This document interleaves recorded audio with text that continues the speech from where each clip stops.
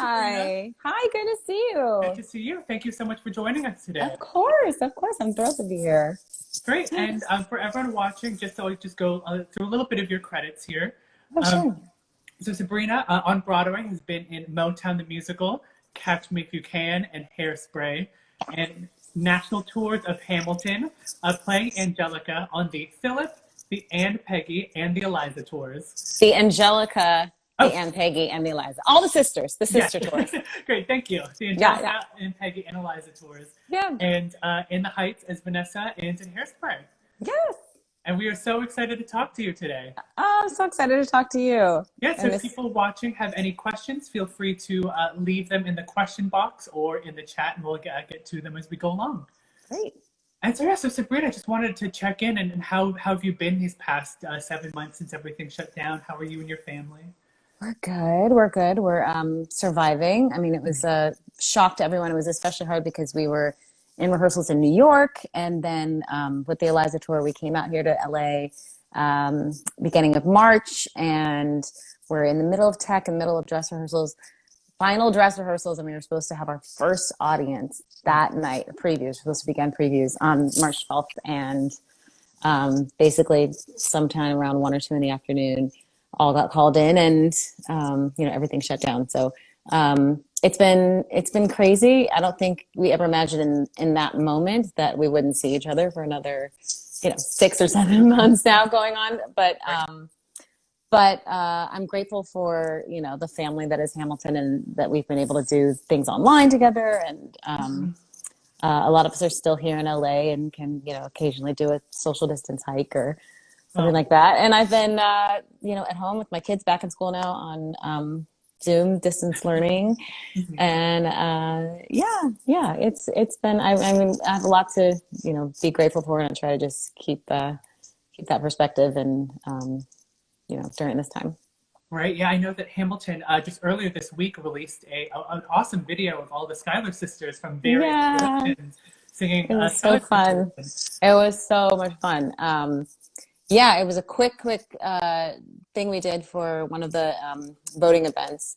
And it's interesting because we actually all had to learn a different part than we're used to. There's the version that they did for the Kennedy Center, which is just the sisters with no ensemble, and we're not used to singing the work. So it was kind of a fun little drill that we had to learn a little bit of a new part, a new way to sing it, and then put it on tape. But it just came out so great. They edited it so beautifully, and so fun to see the whole larger sisterhood on there represented.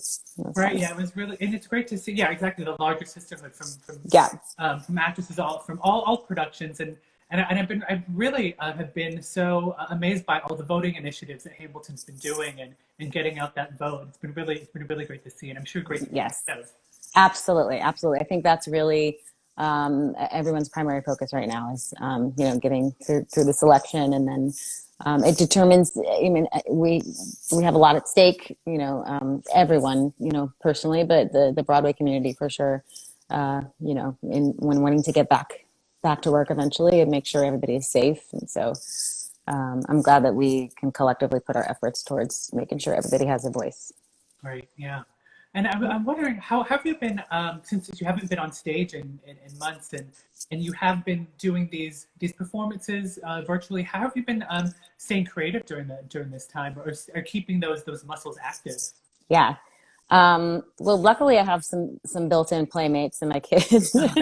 And really there's just kind of been like a reconnection with my childhood and what I used to do before I did Broadway, and I'm doing lots of full productions of Descendants with my daughter, dressing her up, and she wants her makeup done, and it's nice to be able to have some time to really put that focus and energy in, and not have to run to work and rush through those moments. So a lot of reading that I haven't been doing, and a lot of podcast listening, and just kind of really taking time to soak in things that I think in the hustle and bustle of an 8-show week and being a mom, I I haven't really taken the time to do in a long time. And then there's, of course, you know, moments where we're still auditioning now, I think on tape, a lot of us, and, you know, using one another to read with. I mean, even that in itself is fun and a little creative outlet. So, yeah. Oh, that's great. I know that when you were here in San Francisco, you did a piece with ABC 7 News about being able to balance your career on stage and your family off stage. And so I'm sure that this must be like a new experience to just be at home, or a new experience in a while that you have. Yeah, it has been a while.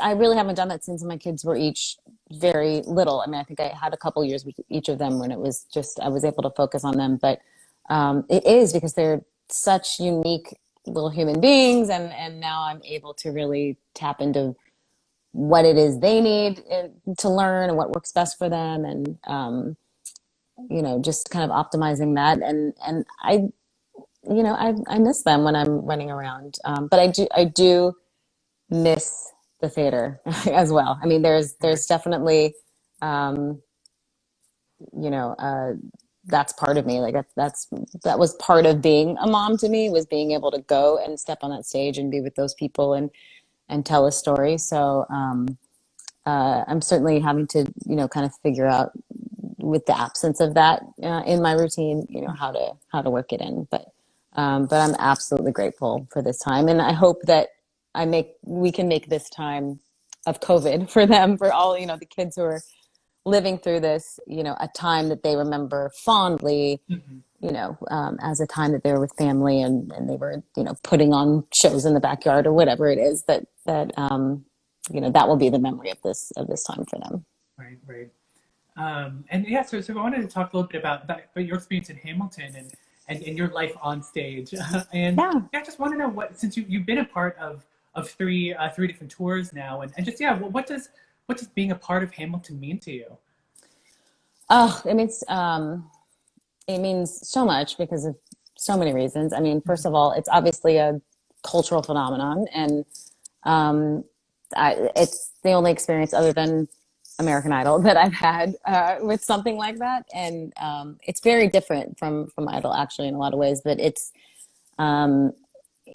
just has reached so many people, you know, across the world, and so to be a part of that is, you know, it's special, and it's something I'm really grateful for. It's also I think the first role that I've done, maybe other than an adaptation of The Seagull that I did that was very cool here in Pasadena, that I played the part of somebody who is historically you know, a white person, and being a person of color playing that role, that's something that I've never really been able to do. And it's you know, being in this cast of folks this, you know, completely colorblind cast that's representing a story that is still ours, that is still, you know, collectively as a country, you know, these are our countrymen, but told in this very unique way. I mean, it's one of a kind in that sense. And the people that are in these shows, you know, in every cast, the people that they've hired not only are, you know, people with the most exceptional talents, but are people who understand the importance of what we're doing, and are you know, hardworking, and are humble, and so it's just a very special community to be a part of. And then on top of that, Hamilton's special to me because it's the show I came back to after having my second child, my daughter, and as a mom and an actress, I've kind of found my way. I did have in my early career a couple of people I looked to and saw them with families, but for the most part, I kind of knew I always wanted a family, and I wanted to be on Broadway, and so making this work, you know, has been kind of my own adventure. And with my son, I went back to work. I already had the job. I went back to work 2 months after having him. I was in rehearsals for Catch Me If You Can in New York. But with my second, I left Motown, or Motown closed. I had her, and then it'd been a couple years, and you get into this kind of phase of thinking, okay, can I get back in? Am I still, uh, do people remember me? Is it gonna just all disappear now that you have those fears, which are not necessarily, logical, but you just have them. So, coming out of being home with her, which again, I'm so grateful for to have had that time with her, but it was that leap back in, and it was on the road. So I joined the company that was here in LA at the very end of their LA run, and I went on the road, and I had my 2-year-old with me and my mom with me. And so it was, again, another kind of challenge in a new way. I hadn't traveled with my kid as a mom before, and then I was also away from my husband and my son, who stayed in New York. So it was exciting because I had always wanted to be a part of the show since I saw it. And it was also like, this is going to be harder than it's ever been before. So it also, holds a very special place in my heart because of just that little life experience that, and the things I learned, and the things I was able to overcome just jumping into it. Oh, great. Well, thank you for sharing. Sure. We have a question here from the live viewer. This is from Talia Lover. What's your favorite role that you've played so far in your career? Oh, and it's always tough. It's a close tie between probably between Angelica and Vanessa, but I had so much fun doing Vanessa. I don't know. I think character-wise, I'd probably resonate more with Angelica, and it's an easier hat to put on. But I think Vanessa was a little bit more out of my comfort zone, and so it was a little more fun. And just to be doing that dance every night, and she is still a lot in me, but it kind of let me tap into like a different part that people don't always see. So for that reason, that was the most fun, I think. If I go back and do any role for a little bit longer, I think that would be it. And you played Vanessa in Los Angeles opposite Lin-Manuel Miranda. I did. I feel incredibly lucky to have had that time. These short little spurts, but a few weeks with Lin as Usnavi and me as Vanessa in LA, and then as Hamilton and Angelica in Puerto Rico. I mean, those are two, dreams come true. But it's crazy also because we were both, in different stages. I mean, those were essentially 8 years apart. I think that happened. So we were both like, didn't have kids. The first time I was pregnant actually when I did Vanessa in LA, and that's what took me out of the show. So I was just, figuring out, parenthood. And then when we did Hamilton in Puerto Rico, we were both, both had 2 kids, and it was like a different stage of life, but it was really, really cool. And how was your experience in Puerto Rico? Oh my gosh. I think back on the cheers in LA when, because it was home for me and a lot of people. So we each had like our own little bout of cheers, and we came out on that opening night. But if I had known then, I could have projected and felt what we would feel in Puerto Rico. I mean, I think, it's unbelievable. It was like a Michael Jackson concert, and every single night, as soon as he came out, Alexander Hamilton, and I just screams and screams and screams. And oh my gosh, I mean, the island is just, the people are so beautiful, and adore him, rightly so. And so it was just beautiful to watch and to feel that energy. I think like it got longer and longer as the days went along, and I just kept, asking him, like, I think he can go for like 3 minutes. How about we just let him go for like 3 minutes? How long can we hold and just let everybody cheer? So it was great. And then the final night there with him, Puerto Rican flags just flying, onto the Oh, how stage. And yeah, I mean, it was just, it brings tears to my eyes thinking about it. It was awesome. Oh, that's great. Oh, and Confucius, Oh, High 576. Sorry if I butchered that. hello. One of my Aw, Angelicas that we've had on the Angelica tour. so That's all. sweet. Thank you. And Casey, Mishimeho. I think, is that my drama teacher? I think it's Kathy Harris. Yes, it is. oh, that's Hi, awesome. Kathy. Yay. Mishimeho High School, where she's responsible for me going to Northwestern, where she went to school, but she encouraged me to get out and spread my wings and go study drama there. So yeah, I owe her a lot for that. Oh, that's awesome. Teachers. That goes well with it. We had another question earlier from Zendian Queen asked, who or what inspired you to do theater? Aw. Hey, cuz. What inspired me to do theater? I think, I mean, there's a lot, but my mom did take me to see West Side Story when I was little. And as the story goes, I was 5 and I ran down to the pit at intermission and just stood there and just looked at the stage and said, I want to do that. That's it. And I just knew. And, music has always been, I sang in choir when I was, little in church, and music has always been the way that I connect to the world and what resonates with me, lyrics and melodies, and then acting kind of came along with that. But I think I always wanted to pursue it. And then when I was in high school, I went to New York with my friend on our little by ourselves New York trip.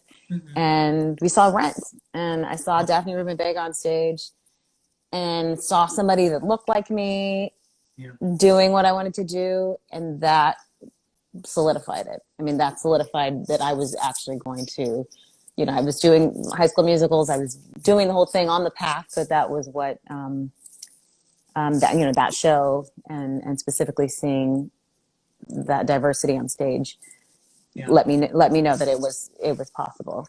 I think my parents were supportive, but there's always that little bit of like, can you actually go to school for this and do it and make it? And, is there a place for you? And I really felt like it was possible. And I'm glad that I didn't give up on it. Oh, that's great. And yeah, when you share about Rent and seeing people like you represented on stage, I know that so for many younger people today or other people, Hamilton is that show for them. Yes. To see people that look like them on stage. And what does that mean? Yeah, coming like almost full circle to be part of that representation. Yeah, it gives me chills. The greatest letters I've received or stories I've had, at the stage door are ones of little girls or moms who say, thanks for being up there. Thanks for being a representative because, now my daughter thinks differently. They think differently about what's possible for them, or they just think differently about the woman that they can become, as they see this character, on stage who speaks her mind and, but who is generous, who sacrifices for her family and all of these things. And so it's an incredible blessing to be in a job that I love, that I'm passionate about, but that also, can provide that for, that's what you want to do is give back and be able to bring people along who you used to be. So it's so incredible in that way. And one of my favorite parts about being able to work with Hamilton was to be there for the EduHams. And for those of you who don't know what EduHams are, there were these student matinees with high schools from all over the Bay Area and beyond would come and they prepared their own historical pieces that would perform for each other, for their peers, and then they'd be able to watch a matinee of Hamilton together. And I'm sure that has been just so much energy and so much fun. So cool. I think that we got most excited, and it was really great because it was usually like a Wednesday matinee. So it was like a great way to get over the hump of the week. It was like, okay, we got to edge a ham. We got to edge a ham. And I did MC a couple of them and, did the Q&As afterwards. And the performances that these kids would come up with were just unreal. I mean, the spoken word, the songs. And I never had that in, at elementary school, middle school. I don't think I ever had, something like this curriculum that was, an example of, look, here's history. We're going to learn all the parts of it. And then we're going to put it in your hands. We're going to show you, look, this is what, how you can make art out of this. But, you guys are going to do it. You're going to make art, and they could choose what they were most passionate about, what resonated with them from the history that they've learned. And you could just see, like, it was, there were some really incredible performances. And then of course the schools cheering for one another, and supporting each other, as they stood on that stage, which was scary for a lot of them. A lot of them, they hadn't been on, especially the ones in New York, like on a Broadway stage at the Richard Rodgers, taking the stage and performing could be very intimidating. I was always just blown away by their, courage and their openness to share something like that. I certainly don't think I had that amount of bravery when I was younger like that. Right, and it's a full house, so you have a couple thousand people or kids of your peers, of your like 8th grade peers. There's no way I would have done that in middle school. Right, we have another question here. This is from Chris _Fowler. This is about Hamilton. Is it hard to walk on the turntable? Absolutely. We do train for that. In New York, they have a special rehearsal studio that has a working turntable. Well, one of them doesn't, but usually when you first rehearse, there's a working turntable, and you can practice on that, especially for the dancers. I mean, it's insane. It's insane what they're doing on that turntable. But it took me probably a good 3 to 4 weeks to hit my mark at the end of Satisfied. And all I had to do is stand at 0. Like, it's 0. There's a red X. I mean, you can't see it with the dress. But all I had to do is end up there. But because the entire end of the song, I'm walking on top of myself because the turntable is moving. So I'm trying to stay in place.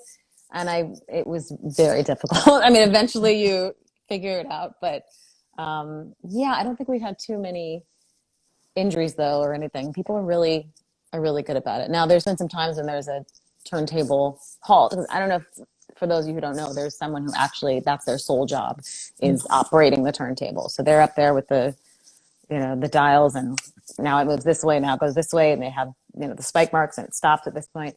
But occasionally it can, just like anything else, live theater, it can stop working or have a glitch. And we actually do, I think every 6 months, a contingency rehearsal, so that if in any scene, because it's such an integral part of the show, if in any scene it stops, it goes out, we know what to do. The biggest, I think, change is Philip's death with that, where 2 of the amazing ensemble men will literally pick Philip up and carry him back. And then actually, I think he walks off, which is kind of beautiful too. But there's a whole like backup plan if the turntable doesn't work. Well, we have another question from someone in the chat. Kid Crack Leslie asked, "What city have your kids had the most fun exploring?" That's a great question. They lived St. Louis. So on the road, my son would come out pretty much every city because he had FOMO. He was like, I'm not gonna, my sister gets to go travel with mom around the country. And so he would come out like every 3 weeks and at least hit every city. And St. Louis, I think it was funny because for most of the people on tour, it was kind of like, meh, nobody seemed to have a great time. but we loved it. I mean, we went up the arch, and we what was it was a great zoo there. Yeah. Really great museums, and they just had a super fun time exploring there. And then DC. So we basically lived in DC for the whole summer. I mean, they would go back and forth a little bit to New York, but the summer in DC was really special. A lot of parks, a lot of museums, and I think that was maybe their first or second protest we did. It was like it was just a special time that they, I'd say those were their favorites. Oh, that's great. And Mm-hmm. you were in San Francisco for a couple months, Yes. for an extended period of time. And Yeah. what were your favorite parts about San Francisco and performing here in the Bay? Proximity to Napa. We had a couple trips there. So beautiful. Love the city. My son loves the trolleys. He loved the trolleys, and we love Don't Hate Me, All My LA People, because yes, we're Lakers fans, but we loved the Warriors. Like we went to so many Warriors games, and just it was so much fun. The food. Mm. The food. So many great places to eat. And I just walked a lot. I had been there probably 10 years, 10 years prior with in the Heights. Mm. And very different. Very, very different. I think I lived in Russian Hill then, and this time we lived sort of in the Mission District. But both times just so much fun. The parks again, like Right. so much to do. And there's so much more I wanted to do there. I mean, that's the thing with working the weekends, doing 2 shows Saturday, 2 shows Sunday. You don't get to do as much as you'd like to do. But we, Sausalito, I mean, we love doing that. I was just thinking about last Halloween, we were there. We went to an amazing pumpkin patch and picked apples, and it was so pretty. So, yeah. Oh, that's great. I miss it. Yeah. And I was wondering if you could share what your audition experience was like for Hamilton. Oh, sure. So because I had done In the Heights before with this team, they knew me. I had been in before for the show. I'd been in for the Chicago before they launched that, but I had a newborn at the time, so it was a little harder to do that. But then I was always thinking, please let it come back around. Please let it come back around. And the timing just worked out. But I was actually doing a gig in Boston. A few of my Motown friends who do like some of these corporate gigs put together an event for in Boston. We drove there together. We were actually on the way, I think, there. I got a call from Telsey Casting, and they said, the team wants to see you, but they're in London. They were in London putting up the show there on the West End, and they said they'd like to Skype with you tomorrow. Can you do that? Said, well, I'm in Boston. I'm doing a show tonight, and then I'll be back probably, around 10 or 11 tomorrow. They're like, okay, great. We'll get you a pianist to, warm you up or whatever you need. And, just come in. And I was like, okay, sure. So very different from any other audition that I've done before, but this does happen now. I mean, like, especially now, it'll become more of the norm, Zoom and Skype auditions. So, I was with my friends, Rebecca Weber, who's covers our Lovely Sisters in San Francisco. And we, did the show that night. I went to sleep. In the morning, my phone, when your phone burns up and like it's so hot and it doesn't turn on. That's what happened to my phone. So I couldn't even like sing along, in the car. I was like, ah. Oh, no. But you just go, okay, well, I've done this enough times. I mean, I knew Satisfied, front and back by then, like probably everybody does. So I just said, okay, and I'm going to go in there in the clothes I have and got straight into New York City, went straight to Telsey Casting, warmed up a little bit, and they turned on the computer.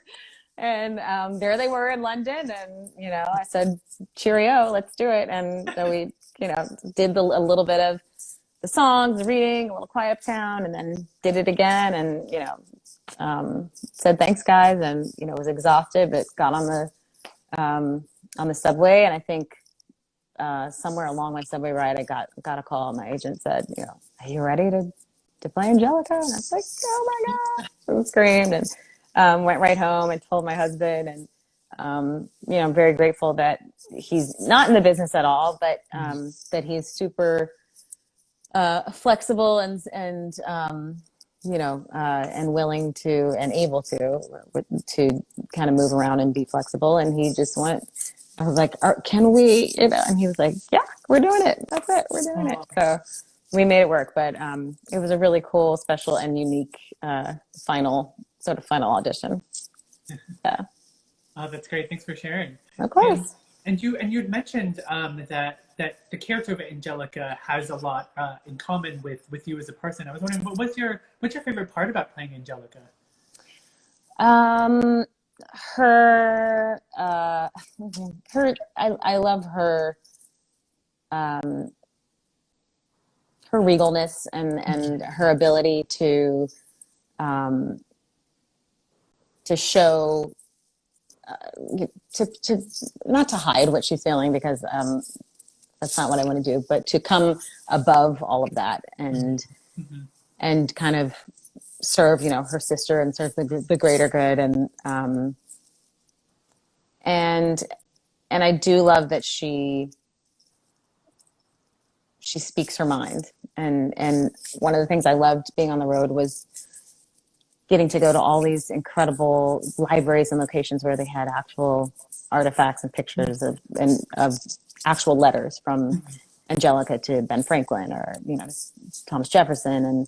And the way that she, you know, she just had a very like nuanced way of saying what needed to happen, what she thought needed to happen, but also knowing this place that she had to keep in this society in order to, you know, to survive. And, you know, one of the interesting things you learn in doing research is that, you know, she eloped with her husband because her father was kind of against it because he was British. But she always knew, like, this is what she had to do in order to maintain kind of the Schuyler name. She had to, you know, marry a wealthy man. At the same time, she wasn't going to let anybody, you know, tell her what's what. She knew. She was like, no, this is what I think, this is what I feel, and also you should know this, Ben Franklin, and you should know this, people, you know, the men who can actually influence. I'm gonna influence you and let you know what I think. So she's, you know, courageous in that way in a time when, you know, that was really unheard of from women. And so she's, I think, an inspiration in that way. And you know, her love for her family, her commitment to her family, her dedication, her sacrifice, all of that resonates, you know, with me. Yeah, that's great. And what are your favorite moments on stage in Hamilton? What really stands out? My favorite song is "Wait for It." And so one of my favorite moments is honestly sitting up, because I'm in the position I am on stage. I'm up on the scaffolding up there and in a corner while Burr is down center. And in that song, in that moment, we're all supposed to be a little bit of our characters, a little bit of ourselves experiencing the same thing that Burr is experiencing. So he's singing it, but we're all living it. And it's just really, I don't know, it feels like therapeutic for me every time I am singing that song as a part of this collective where, like, we've all been there. We've all felt like, you know, oh, that person's got that. And, you know, I know it can happen for me, and I'm just gonna, you know, I'm gonna wait for it. And it can be different every night, exactly what you're thinking about. But that always was something I look forward to in the show. And I also love so many moments in the show I love, but I mean, you can't help but love Satisfied. I actually miss seeing it every time I step out, or maybe I was able to watch the movie and see Renee. It was like it's incredible what's happening, but when you're in it, you're in the storm, so like you feel that happening around you. But visually, when you sit on the outside and watch it, it's even and see everything. It's so incredible. So I sometimes miss that I can't see that and experience it, but I still do love I love the challenge of that song. It's definitely one of those moments, and one of the reasons I love this show and have done it for 2 years and feel like I can keep doing it is because it's not something that I feel like I've ever just like nailed from top to bottom. I mean, where it's like it's been close, but it's like, oh wait, there's this. One day I'm exploring this part of it, or one day I'm exploring this part of it. But it's such a challenge to be going in and out of, here's what really happened, here's what I was thinking in those number one, number twos. And then also you have to repeat everything in the same way that you did it in Helpless. So like the same way that you said, my sister, or whatever it is you said, you have to say it in the same way. And, to make it, the audience really understand that, like, the two different, kind of perspectives of what happened. So it's a challenging song. There's a lot to tell, and a lot of emotions, and a lot of spitting, a lot of rapping and words. And yes. There was one time I went off the rails a little tiny bit, but that's one of those songs where like you can't. You just have to. Right. You got to get it right lyrically every time. and you know that there are people in the audience that and know every word and know. Oh yeah. Right. Yeah. We have another question from a fan here. This is from also from Talia Lover. What role would you like to play that you haven't to? Oh.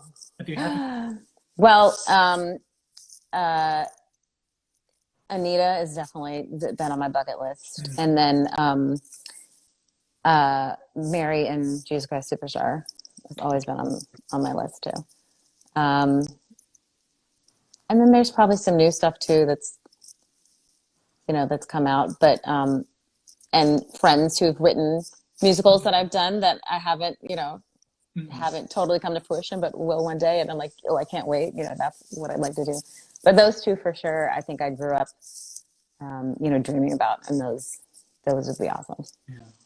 And I just wanted to go back to the beginning and talk about how you discovered musical theater and what your education path was like.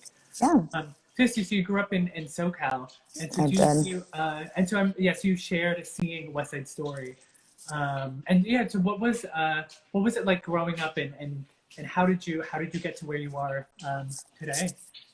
I think my story is like a lot more straightforward maybe than other people's. It was like, I want to do this, and I think my mom knew, and we talked about it, and I did like the commercial classes, and I did the choir and everything when I was really young, and then as I did piano lessons since I was like 8, so I had all of that background. And then when but I was also a shy kid. I was not like my daughter is.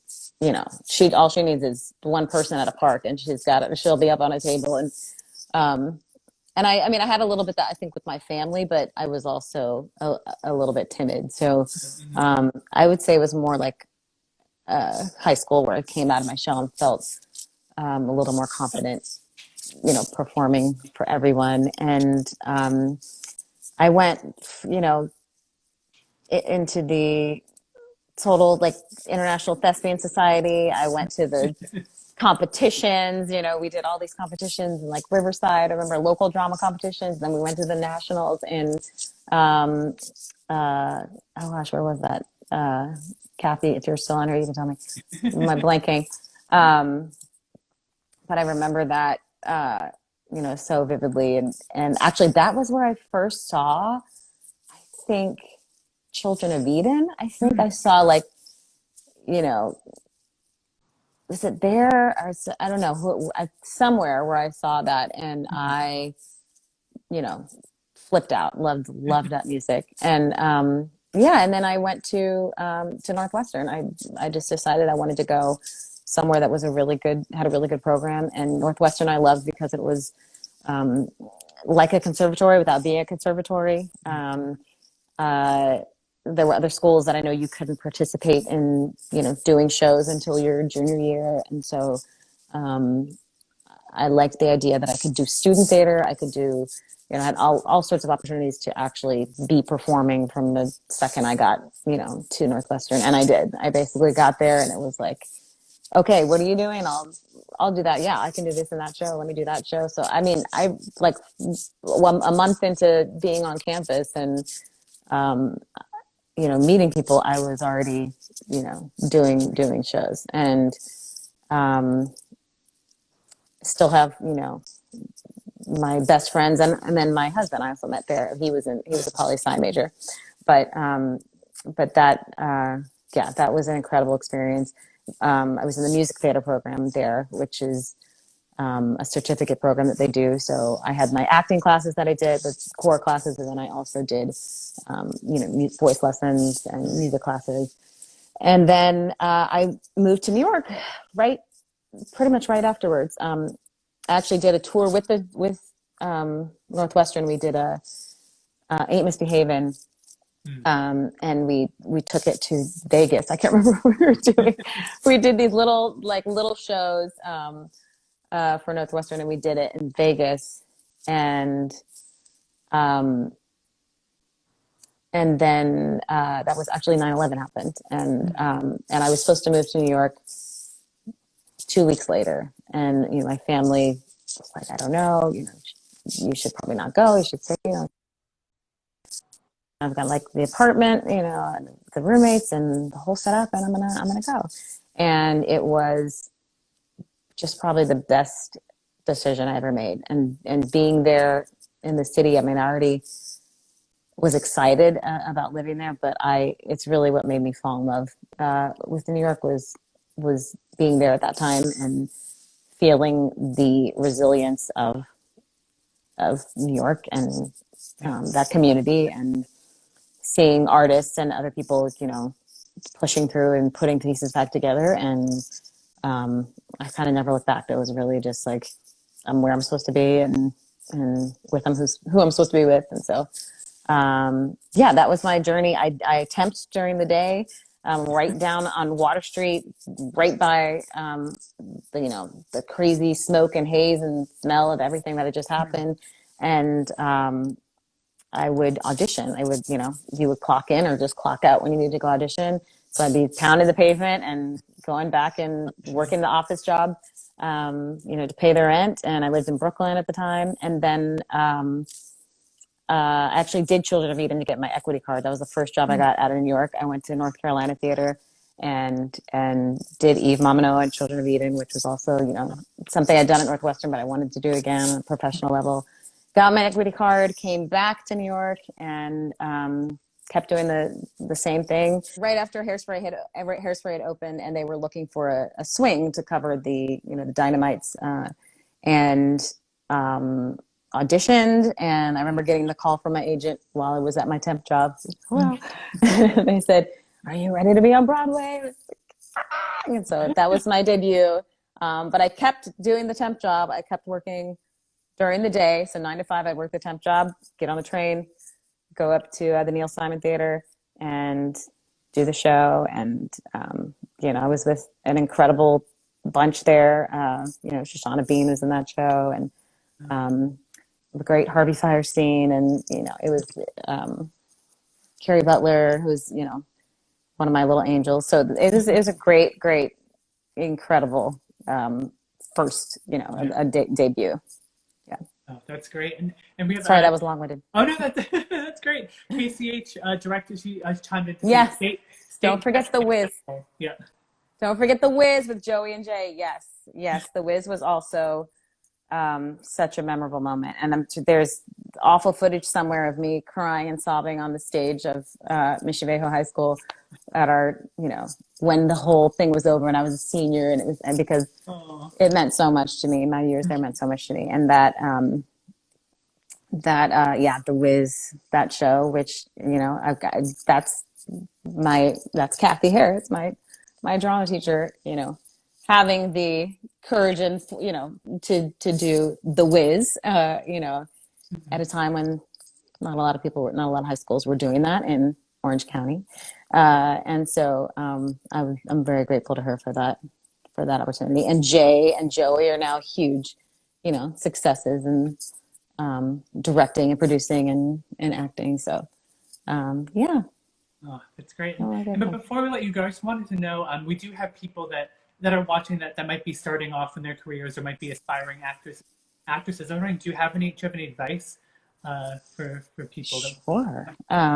Yeah, I think see as much as you can, expose yourself to as much theater as possible. I mean, even now when we can't really go, find the footage and watch, old videos and tapes of different shows and different styles, because those are what will influence you. And the other thing I'd say is, which I would say to my younger self, and I followed to some degree, and I attribute, where I am to this, is take risks. Another way of thinking that is, as Miss Mandy Gonzalez says, Angelica on Broadway, be fearless, and that's, for me, whenever I took a risk and I did something that felt like not the usual path, or, not ordinary. One example is just when I had my now husband, but my boyfriend at the time, who was in law school in LA. I was in New York. We had been long distance, and I'd been, in New York, and it was like, well, should I go to LA? Should I try it? And I decided to stay in New York and just, the first time I moved to New York, and people were like, are you crazy right now? What are you thinking? And then staying there and keeping at it. And that, hard work obviously is part of it. Persistence is part of it. But being able to, to know that you're going to fail and to take those risks, ultimately that's the way to achieve, some of those things. You can't without, kind of taking a leap of faith. So from my, first step to leave California and go to Northwestern, and kind of all along the way, I would say the more you're willing to risk, the bigger the payoff. That's great. Well, thank you. That's some great advice. Sure. And and I just wanted to say thank you so much again for joining us. Of course. Really so good to talk to you, Jonathan. It's great to see you. And you too. Anything else you wanted to share with anyone watching? Or no, all my little friends and family who are on. Thanks, guys, and big thank you to all of you, Mom, Kathy, and friends and family, Philip. I see you guys. Thanks. All of you guys are part of my story and how I got to where I am. So I'm very, very, very grateful, and hope everybody is safe. And just please take care of yourselves. And to all my fellow actors, it's so hard to be without this, but just stay encouraged and stay positive, because the world needs our art and we need it, and it'll be back in the form that we've seen it before at some point. So for now, keep making and creating and put it out there, because I need it. So yes. Please. Well, thank you so much, Sabrina, and I hope you and your family stay safe and well. Thank you as well, Jonathan. Yeah, thank you so much. Okay. Cheers. Bye.